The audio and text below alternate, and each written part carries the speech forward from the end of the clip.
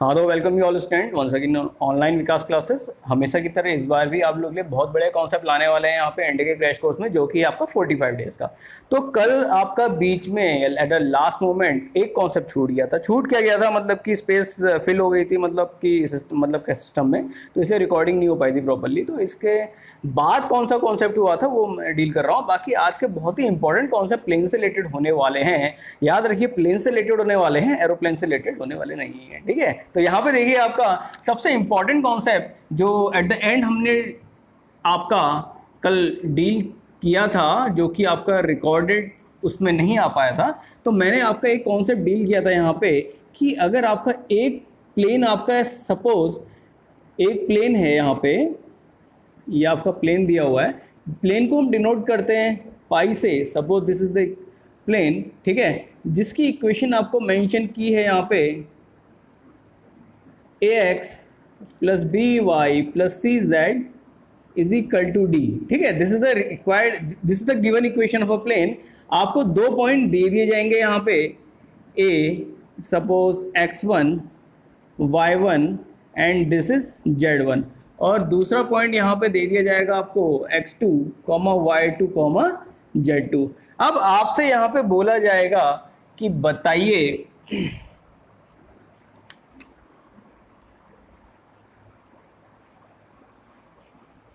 हाँ, अब आपसे यहाँ पे बोला जाएगा कि बताइए उस पॉइंट, एक सपोज कोई भी पॉइंट बोल देगा P, या तो इन पॉइंट्स को निकालो, इन पॉइंट्स को भी निकालो, जो इस पॉइंट्स को भी निकालो जो कि इस प्लेन में लाई कर रहा है, और ये पॉइंट P डिवाइड कर रहा है, या ये प्लेन डिवाइड कर रहा है इन दो लाइन जॉइनिंग पॉइंट्स को लैम्डा रेशियो 1 में।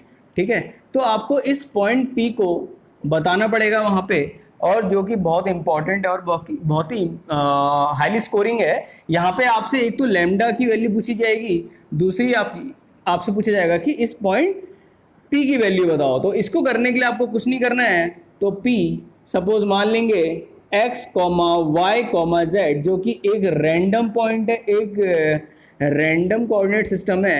x की वैल्यू आपको निकालनी है। आप लोगों ने जूनियर क्लासेस में पढ़ा होगा सेक्शन फॉर्मूला। सेक्शन फॉर्मूला बताता है कि किस तरह किसी भी लाइन जॉइनिंग को या फिर कोई प्लेन के अबाउट जब भी लाइन आपका डिवाइड होती है या आपका एक सेक्शन में डिवाइड होती है, अब सेक्शन में डिवाइड होगी या तो इंटरनली डिवाइड होती है या फिर एक्सटर्नली डिवाइड होती है। ठीक है, तो यहाँ पे आपको दिख रहा है एक पॉइंट ये है, दूसरा पॉइंट ये है। तो जो ये प्लेन जो डिवाइड कर रहा है इस लाइन जॉइनिंग को, लाइन जॉइनिंग पॉइंट्स को, आप साफ दिख रहा है कि ये इंटरनल डिवीजन है। अगर ये प्लेन आपका आउटसाइड होता है इस लाइन जॉइनिंग पॉइंट से, तो आपका एक्सटर्नल डिवीजन होता। तो यहाँ पे एक्स के जो कोऑर्डिनेट निकल के आएंगे, आप जरा हंसते खेलते बता दीजिए क्या आएगा, बताओ। लैम्डा को यहाँ मल्टीप्लाई कर लेंगे यहाँ के कोऑर्डिनेट से, 1 को यहाँ से मल्टीप्लाई कर लेंगे, तो एक्स कोऑर्डिनेट हमारा जो निकल के आएगा, पहला एक्स कोऑर्डिनेट निकल के आएगा lambda into x2, lambda x2 और 1 इंटू x1, तो 1 into x1 upon lambda plus 1। तो यही सेक्शन फॉर्मूला है। ठीक है, ये है इंटरनल डिवीजन का। y कोऑर्डिनेट आ जाएगा lambda y2 plus 1 into y1 upon lambda plus 1। अगला z कोऑर्डिनेट आ जाएगा lambda z2 plus z1 upon lambda plus 1। हंसते खेलते आपके यहाँ पे कोऑर्डिनेट्स आ चुके हैं, और जो ये कोऑर्डिनेट्स आए हैं एक ऐसे पॉइंट के आए हैं जो कि इस प्लेन में भी लाई कर रहा है और वो इंटरनली डिवाइड भी कर रहा है इस लाइन जॉइनिंग पॉइंट्स को। ठीक है, अब इस पॉइंट P को आप देख रहे हैं, पॉइंट P है इस प्लेन में लाई कर रहा है। अब इस पॉइंट P को हम यहाँ पे लाई करा देंगे, तो बताओ यहाँ पे हमारी क्वेश्चन क्या आ जाएगी, a टाइम्स ऑफ x की वैल्यू सब्स्टिट्यूट कर देंगे, यहाँ पे कितना आ जाएगा lambda x2 plus x1 upon lambda plus 1।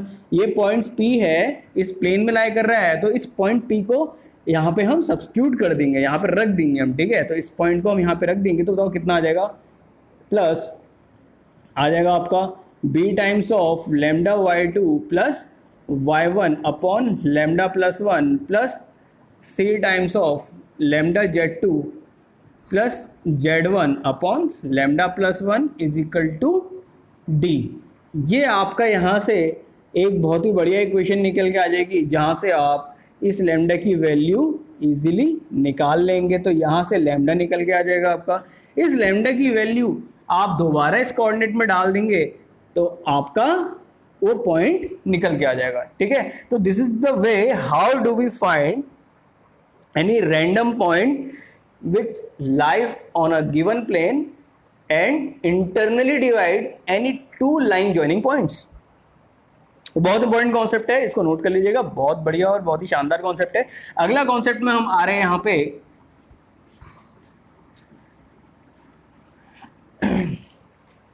पहले मेरी चौक से लिखने की आदत थी, पंखा चल रहा होता जब चौक सीधे उड़ के सीधे जब नाक में घुसती थी ना, सही में कह रहा हूँ, सर्दी वाली फीलिंग आ जाती थी, है कि नहीं।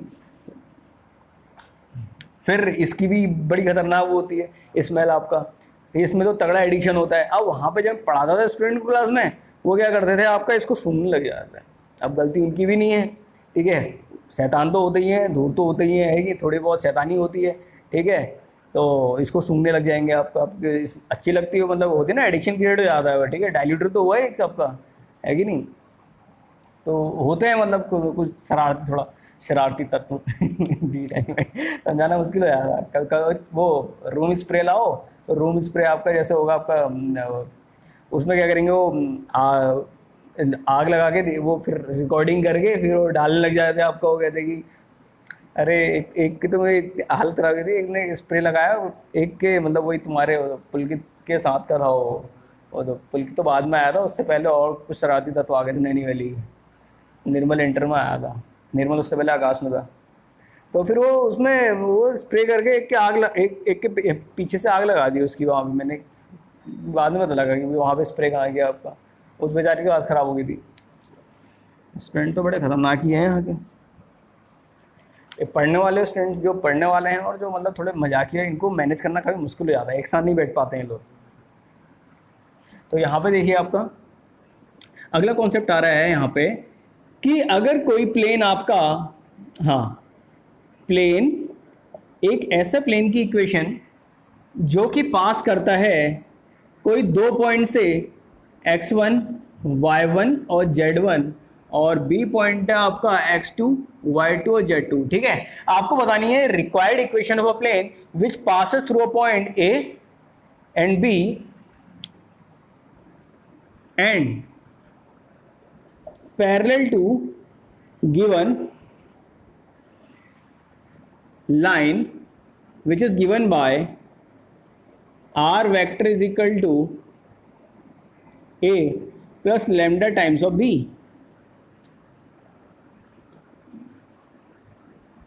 ठीक है, आपको एक ऐसी प्लेन की इक्वेशन बतानी है जो कि पास कर रहा है गिवन दो पॉइंट से और पैरेलल किसके है, एक लाइन के। अब जरा आप खुद बताओ, यहाँ पे आपका प्लेन दिया हुआ है, ठीक है, ये प्लेन दिया हुआ है, ये प्लेन है आपका। तो मैं समझ मान लेता हूँ कि प्लेन की इक्वेशन क्या होगी, r dot n is equal to D. ठीक है, ये रिक्वायर्ड प्लेन है। अब इसका एक नॉर्मल वेक्टर होगा, साफ सी बात है, नॉर्मल वेक्टर, ठीक है, नॉर्मल वेक्टर है। अब आपको इसकी इक्वेशन बनानी है। अब आपसे बोल रखा है गिवन लाइन है जो कि पैरेलल है। अब कोई भी लाइन अगर पैरेलल है तो यह खुद बताओ, ये लाइन आपकी पैरेलल है r is equal to a plus lambda times of b। ठीक है, तो जो इसका जो पैरेलल वेक्टर b होगा ये इस नॉर्मल के 90 पे होगा, नहीं होगा, परपेंडिकुलर होगा। ठीक है, तो सब चीज़ें पहले हम अच्छे से माइंड मेकअप कर लेंगे। ठीक है, तो अब आपको बताना है रिक्वायर्ड इक्वेशन ऑफ प्लेन। बताओ क्या करोगे, क्या होगा बताओ। आपको पहली इक्वेशन, हमें required equation suppose r dot n equal to D which is ax plus B Y plus C Z equal to D, यही तो हुआ। r n वेक्टर क्या है आपका, ai cap plus bj cap plus ck cap, ये आपका n vector, normal vector. तो बताओ कितना हो जाएगा यहाँ पे। अब इस पॉइंट को यहाँ पे जब ये वाला पॉइंट इसमें लाई करेगा तो हमारी क्या इक्वेशन निकल जाएगी, a times of x minus x1 plus b times of y minus y1 plus c times of z minus z1 is equal to d। ठीक है, अब ये वाला पॉइंट भी तो इसमें लाई कर रहा है, तो बताओ कितना आ जाएगा, a times of x2 minus x1 plus B times of y2 minus y1 plus c times of, यहां पे 0 होगा। समझ में आ गई बात, नहीं आ गई? ये इक्वेशन 1 हो गई, ये इक्वेशन 1 हो गई, ठीक है। अब दूसरी इक्वेशन कहां से मिलेगी हमें? दूसरी इक्वेशन मिलेगी जो इसका नॉर्मल वेक्टर है और इसका जो पैरेलल वेक्टर है लाइन का वो परपेंडिकुलर है। तो बताओ n वेक्टर कितना है आपका? तो हम क्या करेंगे, n डॉट, n जो वेक्टर है ये परपेंडिकुलर है b वेक्टर का, लाइन का जो पैरेलल वेक्टर, तो बताओ कितना हो जाएगा? n vector dot b vector is equal to 0। तो n वेक्टर कितना हो जाएगा? ai cap plus bj cap plus ck cap dot b1 i cap plus b2 j cap plus b3 k cap is equal to 0। तो इसका dot करो तो हमारा आ जाएगा a b1 plus b b2 plus c b3 is equal to 0। ये हमारी second equation होगी। पहली इक्वेशन है, दूसरी इक्वेशन है, एबीसी की वैल्यू निकालो अब, ठीक है, निकालो आपका जो क्वेश्चन दिया है।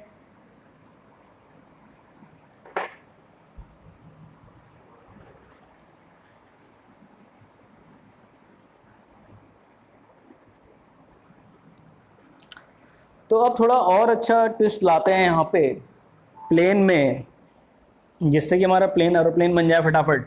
तो यहाँ पे देखिए आपका, अब हम यहाँ पे डिस्कस करने वाले हैं कि अगर कोई भी आपका जो प्लेन है इंटरसेक्ट फॉर्म में आपका मेंशन हो। हम जानते हैं कि अगर कोई भी इंटरसेक्ट फॉर्म में अगर आपका ये आपका कोऑर्डिनेट दे रखे हैं, आप ये सपोज आपके एक्सेस हैं, ये आपकी एक्स एक्सिस है, this is Y axis and this is Z axis. Equation of a plane when it intercept at different point A, B and C. Points are given by P, 0, 0 and this is 0, Q, 0. This is 0, 0, R, ठीक है। और यहाँ पे आपका origin दिया हुआ है, origin यानी 0, 0, 0। तो हम जानते हैं कोई भी equation of a plane when it passes through the coordinate axis and intercept at P, 0, 0, Q and R respectively. तो बताओ यहाँ पे इक्वेशन ऑफ अ प्लेन क्या होती है? x अपॉन P प्लस y upon Q plus z upon R is equal to 1। This is a intercept form of a given equation of a plane. मानते हैं बात? अगर आपको निकालना है आई कैसे, तो सिंपली एक प्लेन सपोज कर लो ax plus B Y plus C Z is equal to D, ठीक है। फिर उसको इंटरसेप्ट कराओ आपका वाई जेड 0 करके, तो आपको यही इक्वेशन निकल के आती है, ठीक है। तो उसमें ज़्यादा कोई टफ टास्क नहीं है। तो अब यहाँ पे कंपटीशन में कैसी प्रॉब्लम पूछी जाती है? कंपटीशन में आपसे बोला जाएगा, सबसे पहले आप मेरे को बताओ कि इस जो आपका दिख रहा है, ये प्लेन दिख रहा है, एक तरह का ट्राइंगल ही है। ट्राइंगल तो सेंट्रॉइड होगा। सेंट्रॉइड के कोऑर्डिनेट क्या होंगे? हाँ, सेंट्रॉइड है तो उसके कोऑर्डिनेट होंगे, इनके कोऑर्डिनेट को सम कर दीजिए x, y और z। तो बताओ p प्लस 0 प्लस 0, पहले x कोऑर्डिनेट को सम किया अपॉन 3, आगे बोलो 0 plus q plus 0 upon 3 plus 0, 0, sorry comma कर रहा हूँ, 0 प्लस 0 प्लस r अपॉन 3। ये आपके कोऑर्डिनेट हो गए किसके?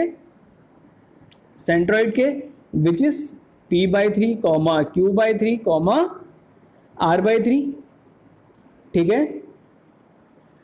समझ में आ गई बात, नहीं आ गई? ये आपके कोऑर्डिनेट हो गए उसके, ठीक है। आपसे बोल देगा, एक तो इसे पूछ सकता है कि बताइए distance of centroid from the origin, पहला कॉन्सेप्ट यहाँ पे होगा, वो डिस्टेंस फॉर्मूले से इजीली निकल जाएगा। ठीक है, अगर आपसे बोल देगा फाइंड OG यानी G is the centroid and O is the origin, तो इजीली डिस्टेंस फॉर्मूले से निकल जाएगा।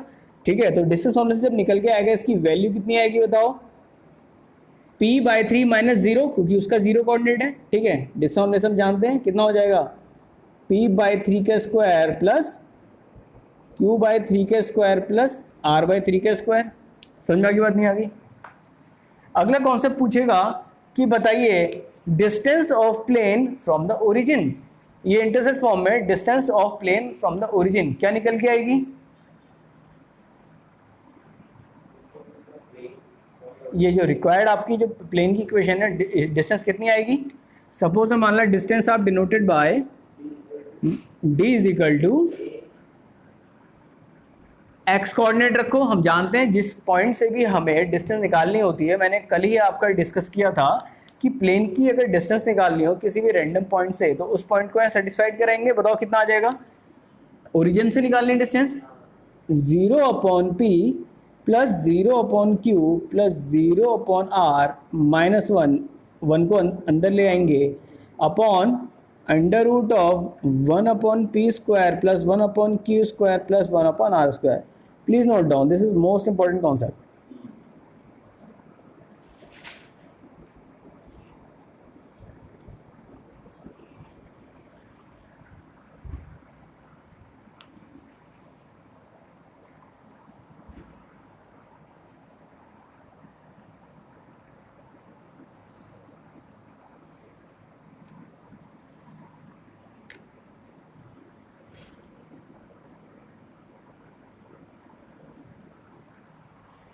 इसको उतार लीजिएगा, एक बार यहाँ पे देख लीजिए। अब यहाँ पे आपका बोल रखा है, आपको नहीं दिया हुआ है, ये नहीं दे रखा है। ठीक है, आपको कोई भी रैंडम पॉइंट दे रखा है, आपसे बोल दिया कि सेंट्रोइड दे रखा है, आपको सेंट्रोइड दे रखा है। क्या दे रखा है, centroid alpha comma beta comma gamma.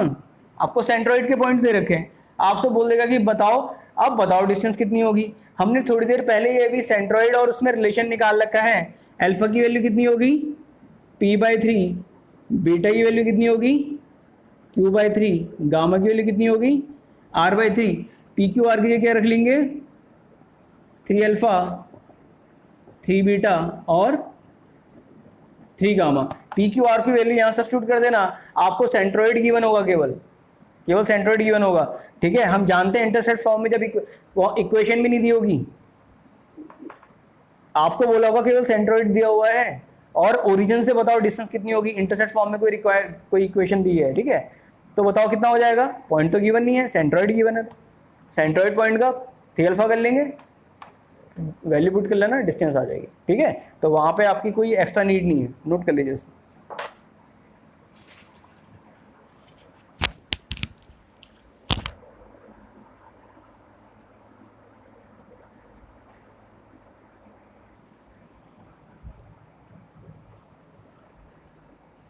तो देखिए कंपटीशन में ज़्यादा वहाँ पे आपको स्टूडेंट को लगता है कि कंपटीशन बहुत ज़्यादा एकदम खतरनाक होता है। कंपटीशन कुछ खतरनाक नहीं होता, वहाँ पे बस आपको थोड़ा मल्टी डायमेंशनल थिंकिंग रखनी पड़ती है वहाँ पे, बस इतना सा है। और ये हैबिट आप जितनी जल्दी बना लो उतना बढ़िया है। मल्टी डायमेंशनल थिंकिंग का मतलब ये हुआ कि आपको एक ही प्रॉब्लम को अलग अलग तरीके से हैंडल करनी आनी चाहिए वहाँ पे। ठीक है, अब स्टूडेंट के साथ स्टार्टिंग से क्या होता आ रहा है, वो एक किसी टॉपिक को कवर करते हैं, सपोज वो कैलकुलस में मैक्सिमम मिनिमम कवर करते हैं, बस वो केवल उतने तक ही सीमित रह जाते हैं कि हमें बस ये यूनिट की है तो बस यही क्वेश्चन करना है। आपको कोऑर्डिनेट का कहीं क्वेश्चन मिलता है, वहाँ पे उसके क्रिटिकल पॉइंट्स निकालना सीखिए। आपको अगर वेक्टर का क्वेश्चन दिखता है, उसको अलजेब्रिक फॉर्म में कन्वर्ट करके उसके क्रिटिकल पॉइंट निकालना सीखिए। ठीक है, तो हर जगह को मतलब जब तक आप मल्टी डायमेंशनल थिंकिंग नहीं रखेंगे, रीज़न यही है कि स्टूडेंट आपका कंपटीशन में क्यों नहीं निकल पाते हैं। कंपटीशन टफ नहीं है, स्टूडेंट की जो थिंकिंग है उसको चेंज करने की ज़रूरत है। मल्टी डायमेंशनल थिंकिंग चाहिए यहाँ पे। ठीक है, कंपटीशन टफ नहीं है आपका। अब जैसे वो आपका क्वेश्चन आया था लीनियर, वो आपको कोलिनियर पॉइंट्स वाला, मैंने आपसे कैसे किया, आपने कहा कि एरिया मेथड से किया, ठीक है। एरिया मेथड आपका हाई स्कूल में क्योंकि आपने वही है, लेकिन जबकि आप स्लोप निकालना जान चुके हैं 11th क्लास में, तो आपने वो चीज नहीं लगाई। कोलिनियर है, अगर सपोज ये आपके 3 पॉइंट्स गिवन है, ये वाला कॉन्सेप्ट भी क्लियर हो जाएगा आपका। 3 पॉइंट्स आपको साफ दिख रहे हैं यहाँ पे, x1 y1 x2 y2 z2। अब x3 y3, अब ये 3 पॉइंट से कोलिनियर है। आपके माइंड में क्या था, ये पॉइंट अगर यहाँ पे लाई करता तो इजीली यार ट्रायंगल फॉर्म हो जाता है, ट्रायंगल का कुछ ना कुछ एरिया होगा। अब आपने क्या किया, वहां पे इस पॉइंट पी को यहाँ पे लाई करा दिया, यानी कि ये पॉइंट इनके बीच में गई, ठीक है, तो एरिया 0 हो गया। आपने सीधे वहां पे एरिया 0 करके आ गया, लेकिन ये लंबी मेथड थी। अब आप ध्यान से देखिए, अगर मैं इन 2 पॉइंट्स या किन्हीं भी इन 2 पॉइंट करके निकालता हूं, जो स्लोप होगा वो सेम होगा। tan theta is equal to y2 minus y1 upon x2 minus x1। अब इन 2 का निकालो, y3 माइनस y2 अपॉन कोई से भी पॉइंट ले लो आपका, ठीक है, x3 माइनस x2। तो यहां से आप स्लोप इक्वेट करके इजीली रिलेशन निकाल सकते हो, ठीक है। तो मल्टी डायमेंशनल थिंकिंग रखनी है वहां पे। एरिया में आप निकालते हो, बहुत ही लेंथी मेथड थी आपकी एरिया मेथड आपकी। अब यहां पे बात करेंगे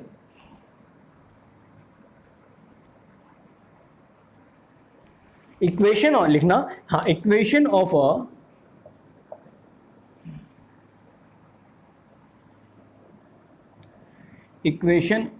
a line, not equation, find the angle between line and plane। ये इजी है थोड़ा कॉन्सेप्ट, इसको हम थोड़ा यहाँ पे मतलब स्कोरिंग भी है, देख लेते हैं।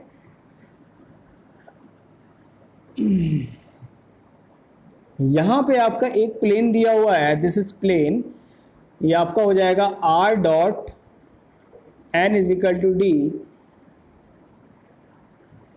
और यहां पे ये n वेक्टर है, और एक लाइन दे रखी है आपको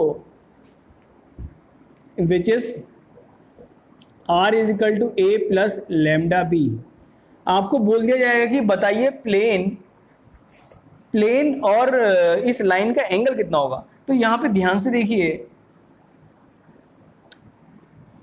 प्लेन और जब भी लाइन का एंगल निकालना होता है वो हमेशा कहां से निकालते हैं, नॉर्मल से, ठीक है। तो मैं अगर हॉरिजॉन्टल से सपोज यहां से जो एंगल है वो थीटा मानता हूं, तो ये वाला एंगल कितना हुआ नॉर्मल से, 90 माइनस थीटा। तो हमारा एंगल किसके पीछे निकालना है, प्लेन का, यानी कि नॉर्मल और इस लाइन का जो पैरेलल वेक्टर है। तो इसका पैरेलल वेक्टर भी समथिंग ऐसी होगा, पैरेलल वेक्टर बी, ये पैरेलल वेक्टर भी है, तो इसका बीच का एंगल कितना हुआ, 90 माइनस थीटा। तो इन दोनों का डॉट प्रोडक्ट निकालते हैं, तो बताओ कितना हो जाएगा, B dot N vector is equal to mod of B mod of N cos of 90 minus theta. अब कॉस 90 माइनस थीटा भी लिख सकते हैं, या cos 90 minus theta sine theta होता है, तो इसलिए हम इसको यहाँ पे साइन थीटा भी लिख सकते हैं, B dot N vector upon B और एन। तो ये आपका क्या आ जाएगा, sine theta. Please note down.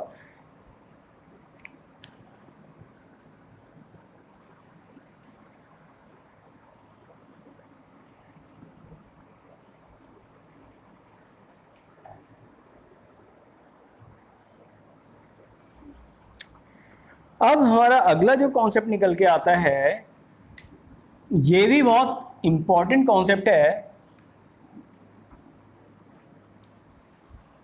देखिए,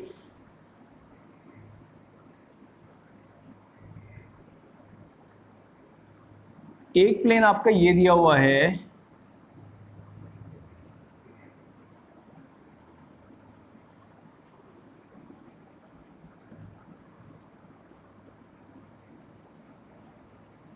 दूसरा प्लेन ये दिया हुआ।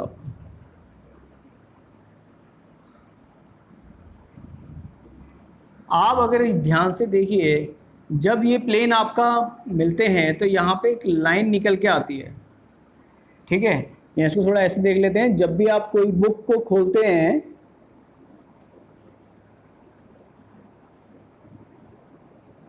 बुक खोलना यानी एक प्लेन ये हो गया, दूसरा प्लेन आपका ये वाला हो गया, ठीक है। तो आपसे बोला जाएगा कि बताइए इस प्लेन के इंटरसेक्शन से होके जो लाइन जा रही है उसकी इक्वेशन क्या होगी या रिक्वायर्ड इक्वेशन क्या होगी, ठीक है। हम जानते हैं पाई वन इक्वल टू कितना होगा,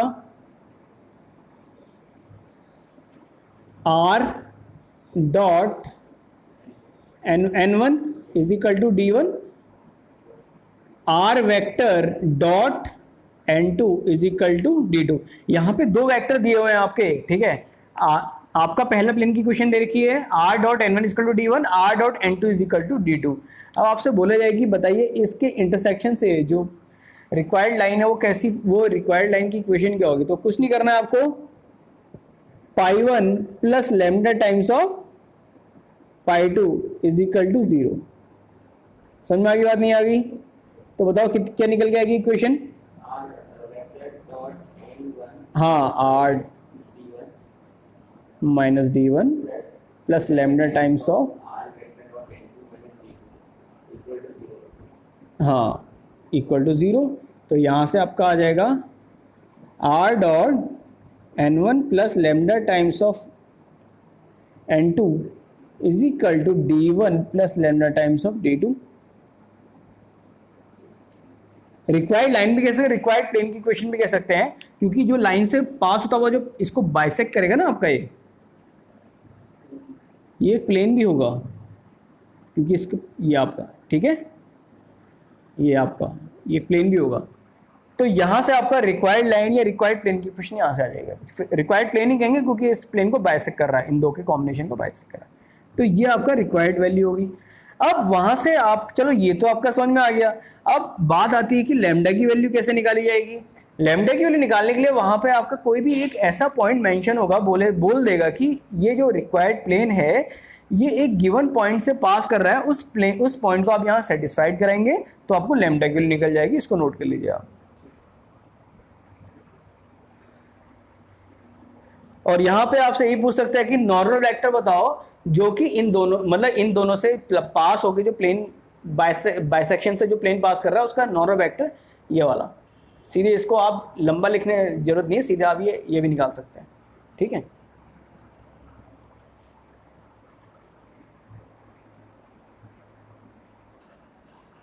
पुलकित को वहीं पढ़ाया था, 3 घंटे पढ़ाया था ये, उससे मैंने सारे बैच ऑफ कर दिए थे, जेई से एक दिन पहले, वो भी है कि नहीं, क्योंकि उससे पहले वो फाउंडेशन वगैरह पढ़ा था। मैंने कहा चल तेरा एग्जाम निकलवाते हैं आज, जेई का अच्छे से। अच्छी आ गई थी उसकी परसेंटेज, 90+ में आई थी उसकी। तो वो भी 3 घंटे पढ़ गए, वो भी उसमें पढ़ाया था मैंने।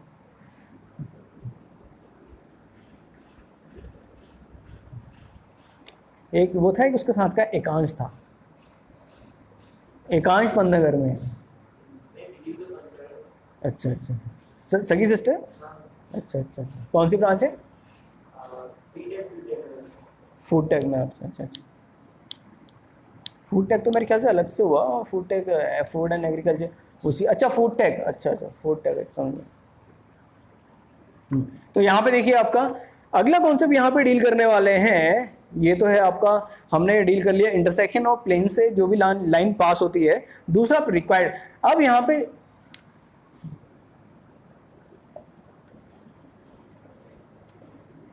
कभी कभी पेयर ऑफ प्लेन्स भी पूछ देता है।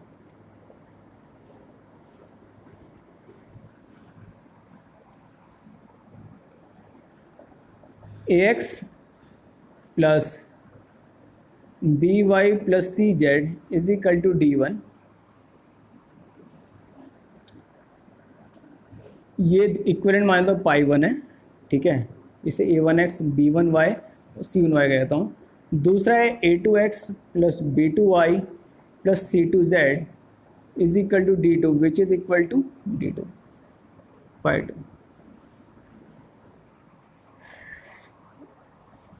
तो यहां पे आपको कुछ नहीं करना होता है, pi one is equal to plus minus pi to.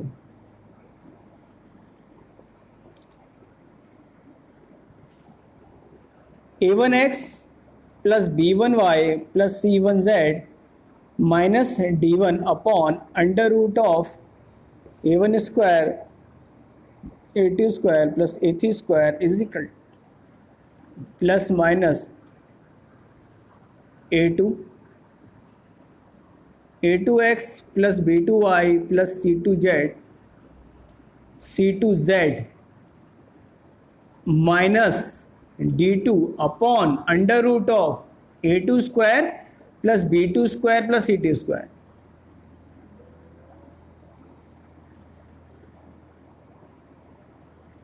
इसको नोट कर लीजिए आपका, ठीक है।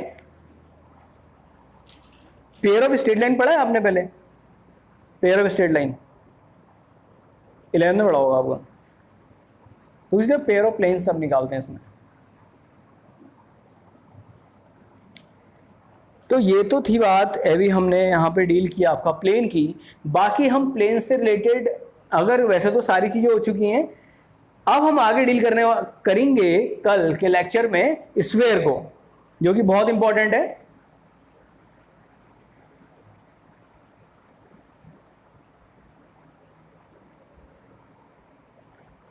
स्फेयर की अगर हम सीधी सीधी लैंग्वेज में बात कर रहे हैं तो स्फेयर आगे होता क्या है? सर्किल का 3D ज्योमेट्री। 3D ज्योमेट्री तो है।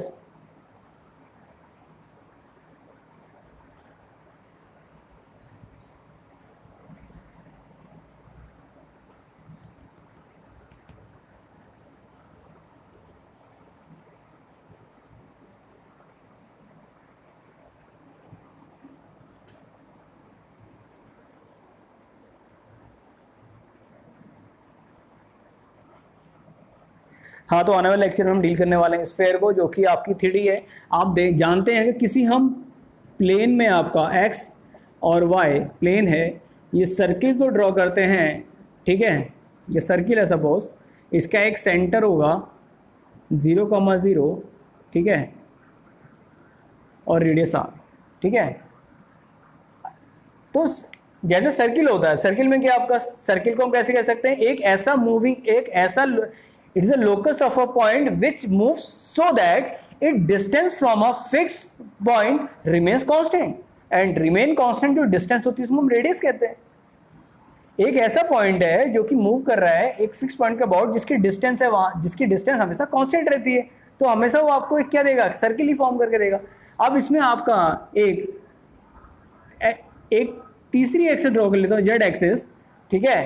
तो इसी तरह ये एक ऐसा, it is a locus of a point which moves so that it distance from a fix point remains constant in 3D geometry. वो सिमेट्रिकल फिगर है आपका, ठीक है। किसी पॉइंट, चाहे वो एक्स और वाई के अबाउट करे, चाहे वो एक्स और जेड के अबाउट करे, चाहे वाई जेड के अबाउट करे, तो यहाँ से स्फेयर बनता है। तो बाकी स्फेयर, हम एक स्फेयर है क्या वास्तव में, वो हम कल डील करेंगे। कैसे हम रेडियस निकाल सकते, कैसे टेंजेंट ड्रॉ करते हैं, टेंजेंट की लेंथ कैसे निकालते हैं, ठीक है, सेंटर के अबाउट, ठीक है, तो वो चीज डील करेंगे, ठीक है। तो कैसे इंटरसेक्शन पॉइंट से निकालते हैं, तो सारी चीजें हम कल डील करने वाले हैं, ठीक है। बाकी प्लेन से रिलेटेड आपके जो डाउट्स हैं वो आप पूछ लीजिएगा, ठीक है।